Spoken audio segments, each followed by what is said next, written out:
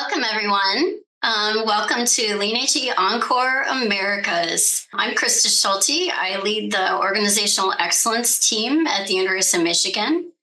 I also serve as chair of Lean in Higher Ed for the Americas. I want to let you know that Organizational Excellence is privileged to host this event on behalf of Lean in Higher Ed.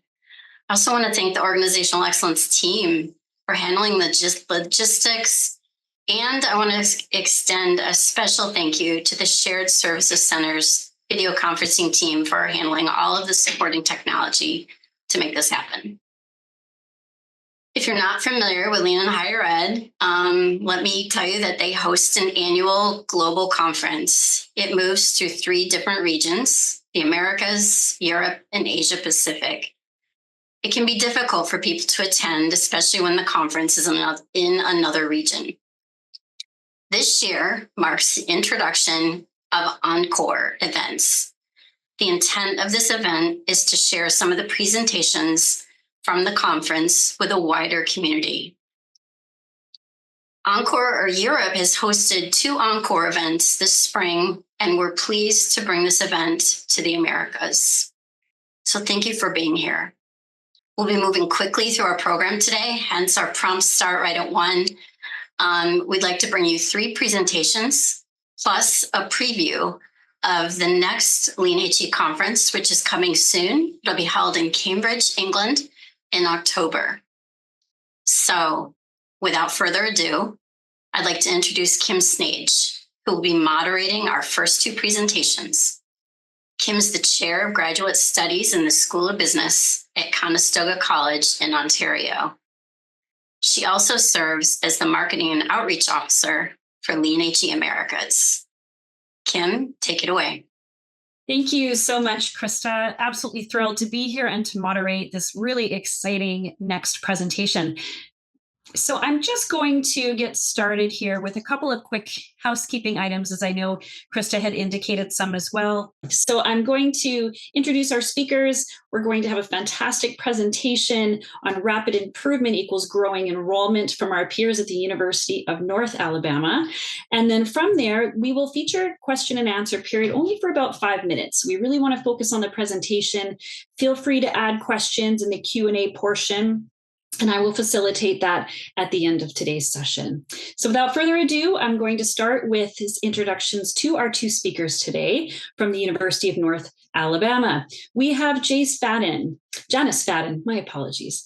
Janyce Fadden is Director of Strategic Engagement at UNA Sanders College of Business and Technology, who hosts the Agile Strategy Lab.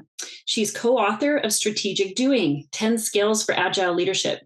Her role includes implementing an innovation pipeline strategy called Shoals Shift, an award-winning project which received a significant Appalachian Regional Commission grant and named outstanding by the University Economic Development Association and the Honor Society of Phi Kappa Phi. In addition, using lean management techniques, Fadden has been a key contributor with the Sanders College of Business and Technology's graduate recruitment team, whose work has resulted in doubling the MBA enrollment, thus becoming Alabama's largest program in increasing the university's admission, growing enrollment for 15 semesters running. She teaches strategic doing and facilitates workshops focused on workforce development, economic development, higher education, entrepreneurship, community development, rural economies, manufacturing, and nonprofits. Thank you so much, Janyce. We're thrilled you're here. We are also featuring our second speaker, Julie Taylor.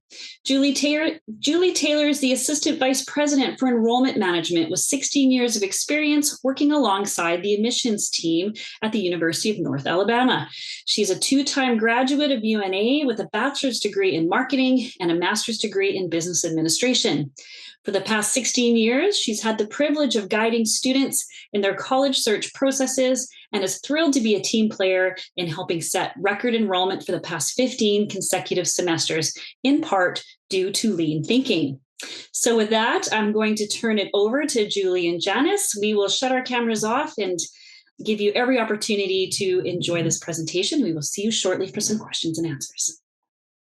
Great. Thank you so much, Kim. And thank you all so much for having us today. It is really such a a joy and a pleasure to be able to give this presentation again. And I just have to, hearing Janyce's intro there, I'm so fortunate to know Janyce, that she came to UNA, and our enrollment wouldn't be where it is without Janyce and the tools and the lean thinking that she has introduced here at UNA. So if you don't know Janyce, you need to know Janyce. So again, so fortunate to be here today. My name is Julie, and we'll kind of walk you through here. Again, when we originally presented at the conference in sunny San Diego in October, we did have another person from UNA. Her name is Ning Wang.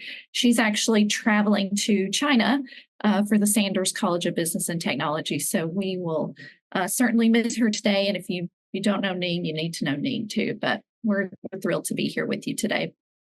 Here's what we're going to kind of walk through for you. I'm going to set the stage for the University of North Alabama's enrollment situation. Things are tough out there in the states. And so, all the predictions about the enrollment cliff. So we knew that we had to pivot and change our thinking, and lean, and our rapid improvement events really helped us do that. I'm actually just coming off the heels of finishing a rapid improvement event this morning where we were mapping our early college process. But we'll walk through our system of rapid improvement events that we've done here.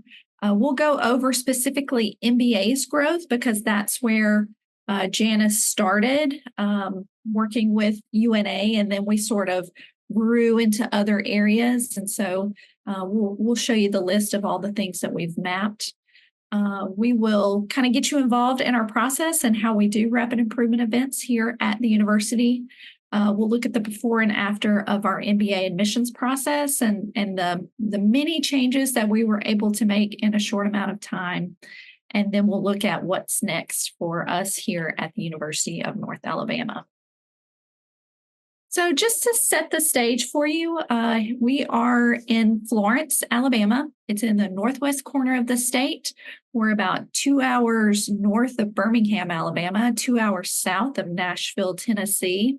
And so we're in a pretty rural area, but we do have some large cities close to us. We are Alabama's oldest four-year institution. We did cross over the 10,000 mark, which was a huge accomplishment for us as a regional institution in the northwest corner of the state. When I started at UNA, we were about 5,000 or 6,000. So again, in the past 15 years, we've grown to over 10,000 students. We do have over 64 countries represented here on campus. We're proud of our diverse student body. We have wonderful faculty members, and I think that really speaks to, you'll see when Janyce goes over the MBA process, how involved faculty were in helping us make some changes. And so they're instrumental to the work that we do. We have a variety of different majors and concentration options. We've tried to be agile and be able to diversify our major offerings depending on, of course, what the demand is in our region and what the student demand is for those programs. And we do have quite a bit of students that have financial need. And the 15 consecutive semesters of growth is now out of date. I think we're on 18 or 19 at this point. Now, we know that can't last forever, but we want to be strategic about our growth moving forward. So again, to set the stage for you in the state of Alabama, traditionally here at the university, we have been very freshman driven for our enrollment growth. And really in 2017, we had a provost that came in.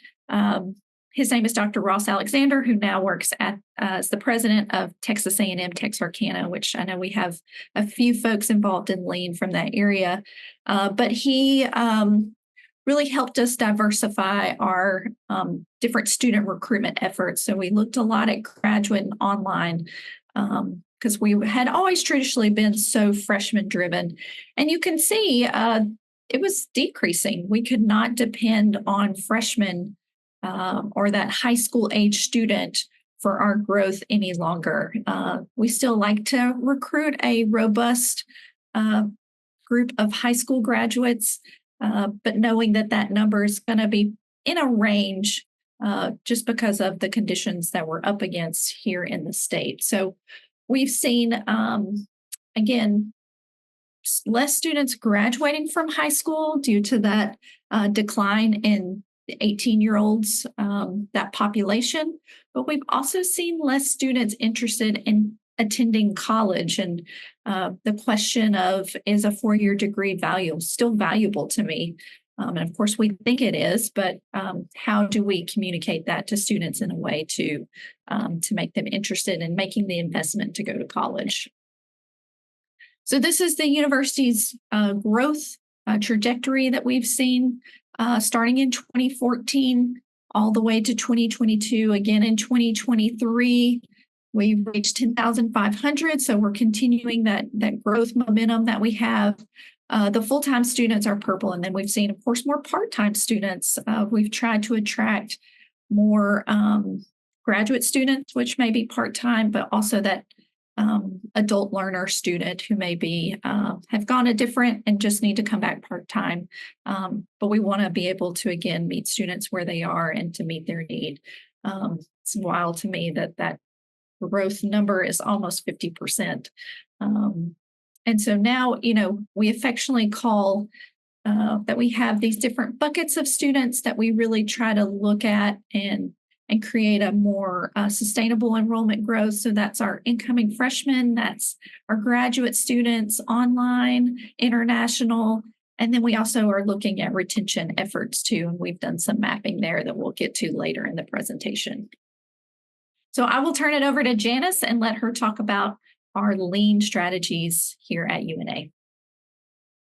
Thanks. Thank you, Julie, for the kind words too at the beginning. I had a corporate career, which is where I was first introduced to lean. I worked for a corporation called Danaher. They're one of the first corporations that brought lean to the United States in the early 90s, and has since created something called the Danaher Business System, which is very similar to the Toyota production system, which is how Toyota implements lean, Toyota being one of the founders of lean. So when we do a lean event, we have several tools we use. And the big point about all of this is these are structured dialogues so that we contain the conversation. We don't end up wandering a lot. And sometimes the conversations take longer than we thought because there were things we didn't know. But there are really three things, if you're coming in as the leader, that you're going to have the opportunity to change in an organization. And quite often, the last thing people change is the process, yet that is the major thing that moves an organization. And it affects the tools you buy, and tools for us at universities are mainly software pieces, and it affects the people you hire. And most companies, first thing they want to come in is they want to come in and look at the structure of the organization. Well, structure should follow process. And if you don't have a clear understanding of process, it'll be difficult for you. Next slide, Julie. So when we think about lean, if you haven't had an opportunity to have lean training, the basis in Toyota is there are two basic fundamentals that we believe in continuous improvement, that whatever was decided yesterday can be changed today because we can improve on the idea. And we're going to respect all the people who bring ideas forward and who implemented ideas in the past. So we'll have a no-blame environment because we're focusing on achieving perfection, and that will require us to make continuous improvement. Next. And we teach basically 5 principles. Later, Julie will tell you about a 2-day course and that we like using now, and we offer it for others to use. This is the secrets of training behind what our team is doing here. But we look for 5 things. We look to ensure that we're adding value to the transaction. That transaction for us primarily is in recruiting new students, maintaining students. And we want to make sure we're having a value-added conversation, that we eliminate non-value-added activities, that we're focused on the process and how the process needs to work, that we're pulling, that the process has a pull to it, that pulls whoever is at the beginning of the process to the end of the process. This is a very critical piece for us to think about in higher ed, because there are a lot of pushes. Oh, we sent them the info, but if you don't have a pull, a call back, a way to move the person to the next step, then we want to build as even a flow as possible. This is very difficult in a university setting because you have these artificial times that you start classes, but you'll see how we are trying to accommodate that. And that we're always going to aim for perfection. But since we never get to perfection, we're going to keep moving. So these are our 5 principles. We teach the basic 8 forms of waste that Toyota invented and not really invented, but identified. And perhaps you teach these also when you're doing lean. We use Tim Woods as kind of an acronym so people can think about it.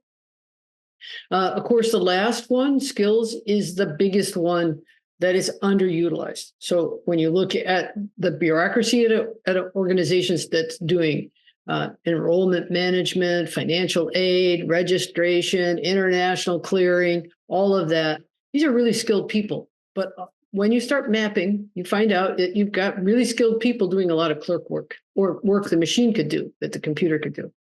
And we teach people these concept ideas so that they see the process in new ways, especially as it relates to weighting. There's a lot of weighting in some university processes.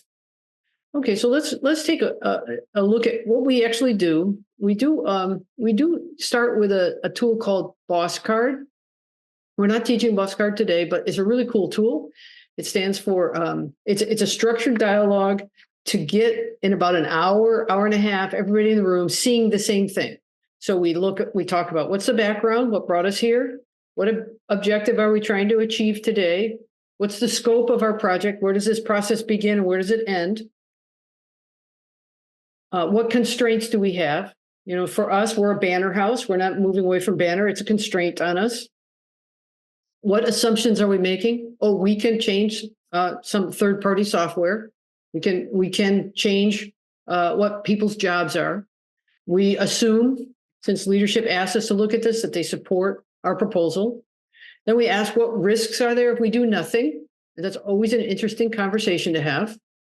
And then what are we going to deliver? And typically at the end, we're delivering a map, a process map with action items. So we sit down and we begin mapping the current state. And we use a basic who does what card. And it takes a while to get into the rhythm of it. Because people want to talk in a generality, we want to know who does what title does what, how does the process move forward. And a lot of times this can take a lot more time than you thought, because we don't want what's written in the book. We want what they're actually doing every day. And we need to build a safe environment so people tell us what really is happening. And sometimes we plan a day for mapping and we find out we need 2 days.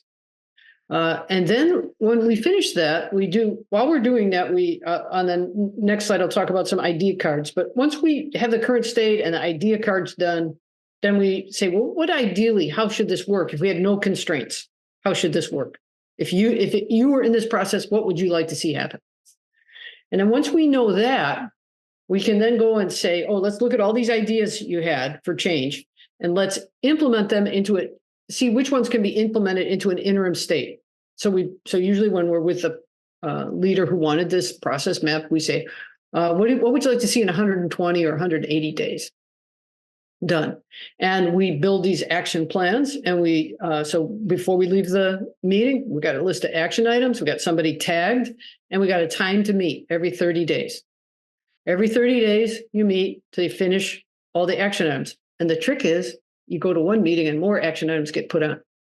So, and then once you complete all that, you can take a little breather and then you start over again.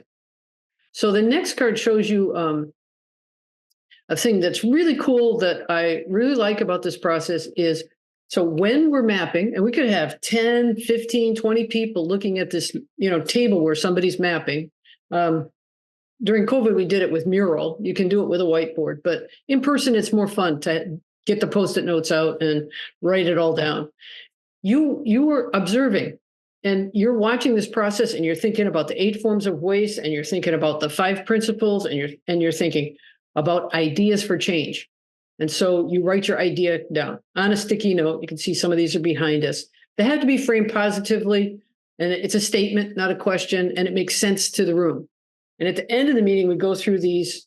At the end of the mapping of the current state, we go through every one of these, and we sort them into categories, and we talk about each idea card. So everybody's idea is valued. These are the big basis for change. So, as I said, as Julie said, we started this in the MBA program. I got to the university about late 2013. The dean came to me and said, I fired the digital marketing firm, and they handle all the leads for our MBA program, so we're going to handle them inside. And I said, how do you do that? And he said, I don't know. He just become dean in the middle of the year. And I said, well, is there a process? What happens? Where does the lead go? And I explained to him what I had learned in industry. And he said, okay, let's try it here. So we brought in some mapping. At that time, we called it value stream mapping. And some of you may have heard of value stream mapping. And we began that process in late 2014. First time we mapped it took several days.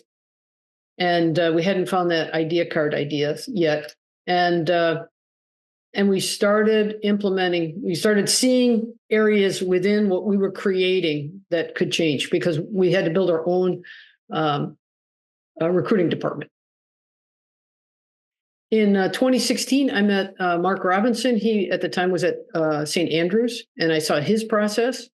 And I said, oh, we could combine some of your process with some of what I've learned, and we could really begin to move this process forward. So one of the things that happened, I was trying to get, we didn't have a CRM, a customer relationship management tool. So we bought a customer CRM and started building data sets about who these people were that were applying to us, and what was happening to them. And what we saw at the beginning was we admitted a lot of people, but about half enrolled. And so I was like, well, what's happened to, so you don't have to have a business undergrad to take an MBA. So what was happening was our non-BBA prospective students, we would admit them, and then we would say to them, hey, you got to go take up to 6 or 8 continuing ed courses that cost you $300 a piece. And when you finish taking those, come back, and then you can enroll in the program. And nobody really kept track of any of that. And nobody really knew that. Hardly anyone ever did that. And there was also a backdoor way that they could just come in and start the program. And they'd get to graduation, and in graduation audit, it would be seen that they hadn't done any of these prerequisites, but they had a 4.0 average. So I said, well, maybe we should get rid of that and think about a new way to do it. And so we started in fall of 2016 a business foundation course. That made us meet with the faculty, because they have to do that. So that was interesting, because they're not used to this. Now they are, but now we as recruiters are telling them, this is what we need in order to get more students in the program, in order to have success. Could you guys, change this? And so we introduced a business foundation course. At the same time, the digital marketing company that we were with said, you're leaving a lot of people out because you don't have a more continuous way to admit students. And so we began, as you can see, we started 2 credit hour core curriculum courses. So instead of everything being 3 credit hours, they'd be 2 credit hours, and they'd be in 8-week segments. So we started the first programs at the university in 8-week segments. So now we're starting people every 8 weeks instead of every 16 weeks, with these breaks in between. And that really started to grow, as you could see, grow the program in 2017, 2018. And then we said, okay, well, we'd also changed at that time, because of the business foundations course, that allowed people to take more specialty concentrations from us instead of just executive MBA. And we saw a potential for a master's in accountancy. And that program's been doing really well. And then one of the things that, came as part of COVID and stuff were these ideas of micro credentials. So we jumped on the micro credential bandwagon. And this, in a year or so ago, we started a master's in healthcare administration because we found that a lot of our undergraduate students were health administrators. So it would be better if we had a degree specifically for them. And we graduated our first people in that this spring. So the program, as you can see, grew a lot in the recession, a lot of in the COVID time, pandemic time. Our program overall is over 1,200 students, but so each year we're trying to get close to 400 or more students. Let's go to the next slide. So I think we're missing a slide. Thank you. So this is an example of a card of a process. So this is something we mapped for the first time. And in yellow, we put stuff that was in paper. And these were all the things that people had to do. And then people created idea cards from this. And so the next slide, Julie, should be, these are all the ideas that were created. And you can see on these boards that we did them on Post-it notes. We wrote Post-it notes. And what they have, these blue markers on the right and left, are people evaluating the idea. So a lot of this happens people are quietly doing things, and then later we talk about each of these ideas. But they came up with all these ideas on how just to fix this one piece of the process, of the admissions process, creating that application summary. And the other thing that happens a lot at a university is there's only one person that knows how to do something. And when that person is not there, nothing gets done for that day. And I tried to explain to people, you don't accept that when you go to the store or when you work with, say, Amazon. You don't think that one person's gone and Amazon can't take your order today when there are lots of people working at Amazon. Well, there's lots of people working here at the university, and people don't see that. So that whole shift towards thinking like the client, who to us is a prospective student, it was a cultural shift. We weren't thinking about the bureaucracy. We say to them, you can think about the bureaucracy. We have to do what the state says. We have to do what the federal government says. And there may be some university policies, but we can always ask the university to review a policy, And so whenever somebody says, well, we got to do it that way, we always say, well, who said? Who said we had to do it that way? And so that's just like, somebody said we had to do these prerequisite courses. Who said? Some faculty. Oh, could we change that? And then we built up the data, showed the dean, we need to change this. We're leaving money we're leaving students who should have come to us, and they're going somewhere else. So, that this process is really impacttive. Let's go to the next slide. So you can see before and after. The process before had quite a few steps. And when we map, we map how many steps, how many decisions. Diamonds are decisions. We want to eliminate as many diamonds as possible. Decisions are waiting periods. Usually they're stopping the process. And we don't want that. We want a continuous flow of the process if possible. And so you can see from 2016 to 2023 how much more they have simplified the process. Software and great CRM systems have been really, really helpful to us. Next slide. So that's our example. This is, I told you a little bit about how we did it, and I showed you an example of what we did. Back to Julie. Yeah, so what's next? I can't say how pivotal lean and rapid improvement events are for me. I started supervising. I started in admissions, and then I started supervising financial aid registrar in our one stop starting in 2022. And it's been so fun to look at financial aid's processes. So much of what financial aid does is manual. And I'm sure you've seen in the news that financial aid the federal government had a very poor rollout of the FAFSA.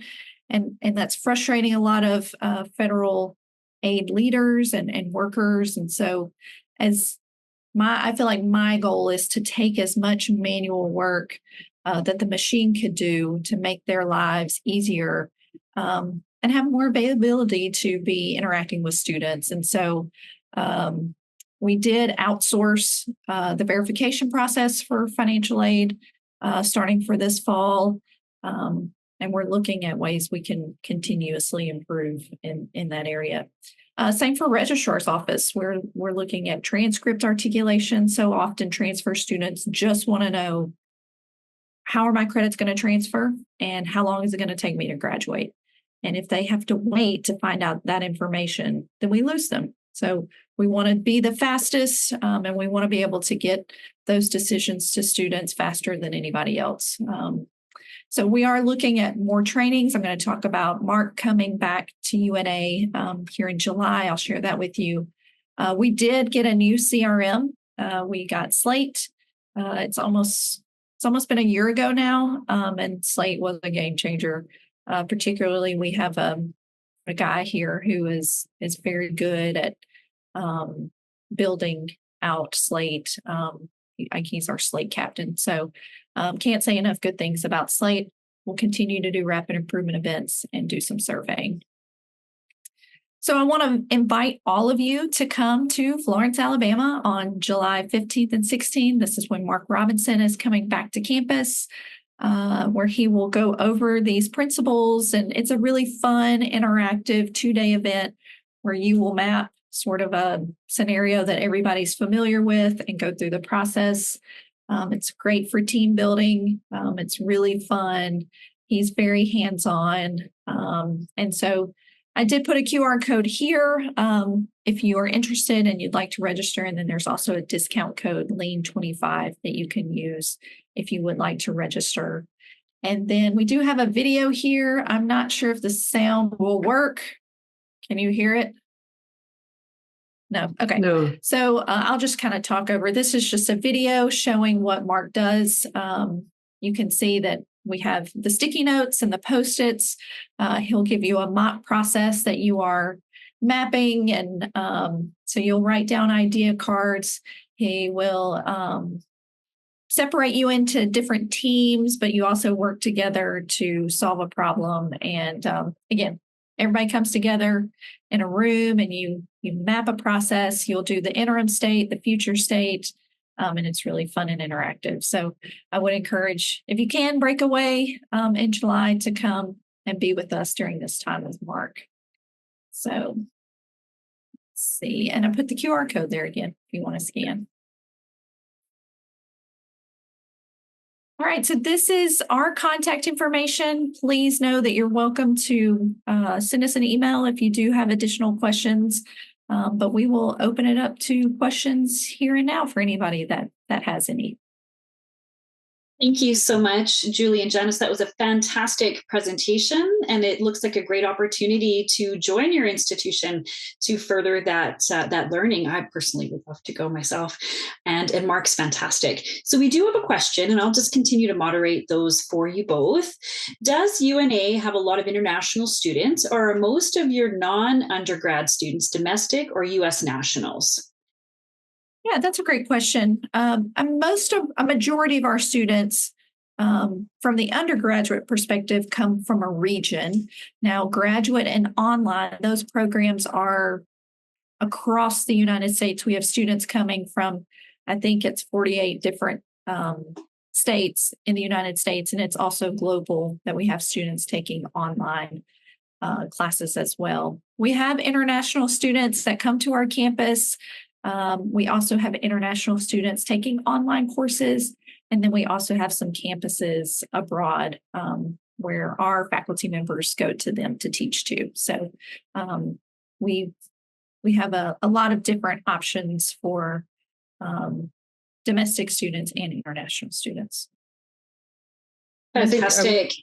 I would just add that, what's important to us is that 80% of our students come from a 75-mile radius.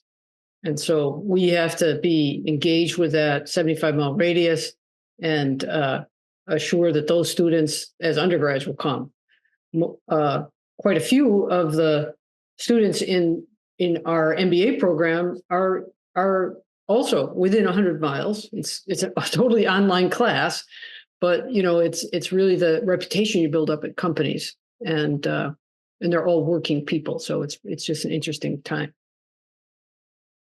Thank you so much. Mm-hmm. Now, we have a question that we all, I'm sure, ask from time to time, and it's something that I'm sure we're all interested in, and that Bill asked, are there any tips on maximizing faculty involvement? You want to take that, Janyce?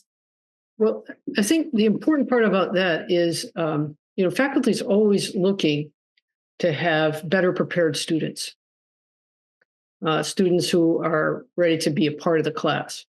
And so if you can tie how making some of these changes will make their life better, that's important. Some faculty may not agree, but if you build this process in as part of how we do work, we haven't really had a lot of faculty pushback on making these kinds of changes. They kind of like it, because the students are better prepared for the work. Because like under the old system where, if you had a business degree from like 25 years ago and you had accounting in a class 25 years ago, we said, oh, you don't need to go to the continuing ed class. But the person who was a non-BBA, they had to go. So then you show up in class and this person doesn't recall a thing about accounting. And so now they see the benefit that everybody is at the same baseline. And then they like the 8-week classes. They got to write a bunch of new classes, and quite a few faculty like writing classes. So it was really, and the dean makes a big difference. The dean and his or her attitude makes a huge difference. Yeah, I will add, it's a great way for them to be able to voice it's a collaborative event. So everybody can voice their opinions, have their say. And if you have support from your higher administration, usually good things come out of a rapid improvement event. They could get more resources, be able to hire more faculty, get a new tool. We did a mapping with housing and they were able to get a new tool for their processes. So usually good things come out of the process. Yeah. Wonderful, thank you. The first meeting housing came to kind of as an aside, and it just sort of blew their thinking away, what we were doing, and they completely changed how they did housing. They went back and did their own, did a process and changed and made it so much simpler for the students. That's great. Thank you so much for those examples. We have a few other questions that build on that, but it's also thinking about that opportunity through the Rapid Idea card or those things where they can suggest some improvements and then be part of that change, which is fantastic to get that buy-in. So when alongside that line of thinking, how do you get people excited about the change process? It's kind of one and the same there. You talked a lot in that model earlier on. How do you get them excited about the process of the change? I would say, we have early adopters. We have, I don't remember what the end is called, but people who begrudgingly participate. Soreheads. Yeah. We have the whole gamut that comes, but I think it's a great way to get everybody together and they get to share their ideas, even if I love to see folks who are coming begrudgingly even write an idea card down. It's like, okay, we have success here. So just to have them participate in the process, even if they're not happy, it's okay. But good will still come out of doing the exercise. Okay, thank you. Now, when you're working with your stakeholders, how do you preempt them with what would be expected during working sessions? So how do you help them prepare or know what to think about before the session? You want to go Janyce? We used to do a whole bunch of pre-work with people, and now we Julie and others, they have in their minds, they have a IPO map, an input process output map, which these are all the processes we're trying to manage. They know where the pain points are for students, and that's the process that's going to get mapped. Then we say, well, who is involved in this process? And then we have a form called 5P that we fill out. And so they all get invited. And they're told they're coming to this process. And we basically tell them there isn't really a lot for them to prep with, because once they get there, we do a short training. And most of the mapping is a guided mapping by somebody who knows what they're doing. And then when Mark comes to train, people go to the 2-day training with him.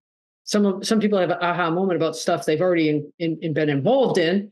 And now they can begin to guide groups without our help. I will say communication is vital as to what and just a general idea of the process that they're about to look at or evaluate. The first one of these I ever did, I did not know really what I was walking into. And they were like, we're about to map the whole admissions process. And I was like, I'm not ready to be exposed in that way. It felt very like soul bearing. So I would stress that communication of we're going to map a process, whatever XYZ it might be. You're invited to come, and we're going to look at the whole thing, and we're going to make some changes, but it'll be fun and engaging along the way. And a lot of good things will come from it. Your life will be made better. Right. So the important piece is that there's psychological safety when people come in the room. You're in a safe room. There's no idea is a bad idea. No, whatever is. We're not. We spend zero time on war stories. We spend zero time critiquing some bad decision from the past. We just say, well, let's change that one. And I think if you build that atmosphere, then lots of good ideas will come out. So well said. I think many of us who are here have been through that process where you go in for the first time and you think, okay, I have to think about the process end to end. And sometimes just even having a process or a procedure, a document of any sort can help prepare going into those sessions a little bit. But the psychological safety piece is so well said, and the values with which we're going to conduct that exercise. So Tanya's question is just a little bit it's a very similar question, I guess is what I'm saying. So, and she says it sounds like it's answered, but I just want to ask one other part of her question here. Is there any training that you do in advance to prepare people for, let's say, a Kaizen event or any rapid improvement event? Do you do any preemptive training in advance of them meeting? I don't. Now we do a short training. We go over kind of the same slides that Janyce just went over. I will do that before we start a rapid improvement event, just to set the stage. So many at this point have been through it before, but I still make sure to go through just those intro slides to give folks a foundation before we get started. Wonderful. Just a couple more questions. What strategies have you found most helpful and effective in creating buy-in for the changes at multiple levels, especially if there's disagreement about the changes? They do provide an example. So Rachel says, an example might be with the team that will implement, or with leadership or the decision makers, with stakeholders who are invested or impacted by the changes. So let's say, how do you get the buy-in when everyone has maybe a different stake in it, and how do you manage the disagreement with those different levels? I will say, for me as a supervisor, when I'm working with different teams, we have admissions and registrar together, or financial aid, whatever the composition of the team is, our guiding light, and I'm always going to make the best decision for the student. The student is at the heart of everything that we do. And so we're always going to build the process with the student in mind. And so it's not about so-and-so's always done it this way, we can't change.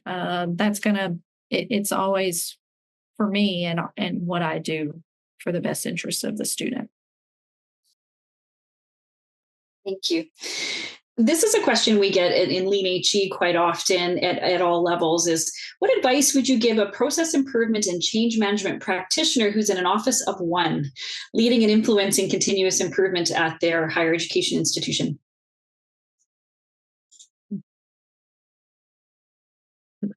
Janyce, you want to? Yeah, we, even through all of this, we don't have a continuous improvement office. We just have people doing the work. And maybe it will change now. I don't know. We have some new leadership at the university. But when people say, "Well, what was the reason for your success?" We kind of show this because what happened was we did it within the College of Business, and then a new provost came, and he's like, "Well, how come they're growing and nothing else is growing?" And we said, "Well, we're doing this," and he said, "Okay, well, they got to do this too." So the thing is to find someone who's going to help you like carry the water. And that was our dean. Our dean needed the MBA program to grow. And so who needs what at the university? And then you can say, okay, and how critical do they think if I make this change, will it be? And how fast can I do this? Because we started this whole thing, and then for well over a year, nothing changed. And then it was just like the floodgates opened and it happened. But we had a lot to build. We didn't have any leads. We didn't have any, and it takes people 9 to 12 months to make a decision. So it's that whole balancing act of finding the right mentor, the right leader who's going to support you. Because if Lean isn't supported from the top, it's very difficult for it to succeed.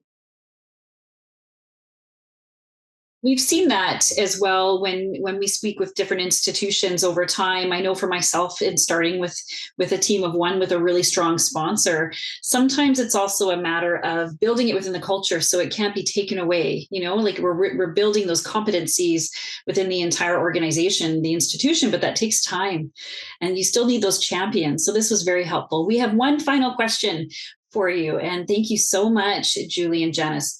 And Arlene's asking the question is, what percentage of the growing enrollment rates at the institution can be attributed to the rapid improvement in educational quality? Has there been any tracking or analysis done to quantify this impact?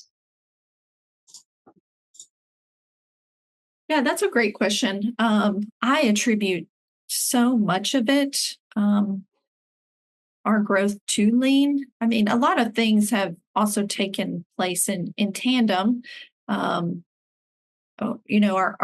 provost was like just rolling out new programs. We changed a lot so fast, and so Lean really gave us kind of the guardrails to be able to build systems and make changes in a very fast and agile way. And so I attribute a lot of our growth to being able to make changes fast and do it in a way that benefits the student. Wonderful. Thank you. Any final questions for Julie and Janyce? It's a fantastic presentation. There's so much goodness in here, and we look forward to continuing to explore some of these. And for those of you who may be able to attend, it'd be fantastic if you could join them in July. Looks like a great event. Passing it back to you, Krista. Thank you, Julie. Thank you, Janyce. I really appreciate it for you jumping in and sharing this presentation again. Really great. Thank you to everyone else for listening and offering such great questions. We're going to take a short break now, let everybody get up, stretch their legs, and we will be back and we will begin on the dot at 2:00 with our next presentation. Thanks, everybody.